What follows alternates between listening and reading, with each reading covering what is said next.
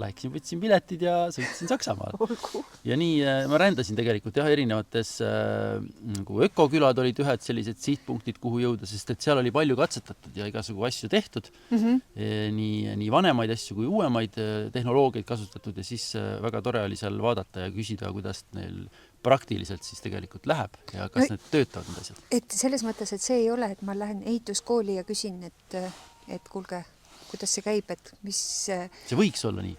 Aga see ei ole nii, jah? Aga Eestis kindlasti mitte, jah. Eestis me oleme teinud nüüd hiljem siis täiendkoolitusi niimoodi täiskasvanutele, kus me siis õpetame kas ühte, teist või kolmandat, natuke põhuehitust, natuke savikroffi, natuke peenviimistustehnika,id, mida kõike saab looduslike materjalidega teha, aga sellist ühtset tervikkursust nagu ei ole meil, jah. Et on... ka teistes riikides on see nii-öelda väga vaeslapse osas, on ju. Aha, et see on niisugune nišikaup nagu. Jah, Saksamaal on mõned kursused ja mõned kutsekoolid, kes saviehitusest ikkagi midagi räägivad, samamoodi Prantsusmaal. Ütleme riikides, kus on saviehitus olnud traditsiooniliselt nagu selline tähtsam kui Eestis on. Eestis on võib-olla, ma ei tea, 1000 maja äkki tehtud, eks ju, savist ja Soomes võib-olla 100 on ja ka Prantsusmaal 1000 on ju. Nii et miljoneid võiks öelda. Et seal on juba tegelikult see vajadus, et on vaja neid inimesi, kes aru saavad sellest materjalist, kuidas neid maju parandada.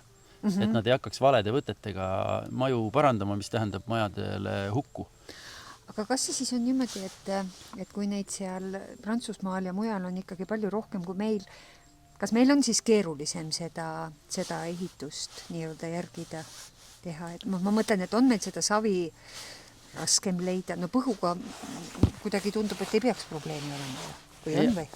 Jällegi, tulles selle juurde, et kuidas savi hoones kasutada, et kas me ehitame massiivsavi seina, kus meil on hästi palju savi vaja, või me teeme ainult viimistluskroffi, kus meil ei ole üldse hästi palju savi vaja, siis viimistlemise maailm on meil igal juhul leitav kõik see materjal, et see ei saa otsa ega ei ole raske saada Eestisse savikroffe, mida toodetaksegi Eestis on ju. Ja, et ei pea Saksamaalt tellima. Ei pea Saksamaalt tellida. Muidugi saab. Tänapäeval materjal liigub üle ilma, aga see teeb jälle tema jällegi sellise jalajälje väga suureks. No jah, ja siis see nii-öelda see esimene mõte, mis selle asjaga kaasas käib, et sa kasutad seda, mis on looduses ja mis on lähedal ja kui sa hakkad juba kaasad suured rekkad ja lennukid, siis see ei ole enam see.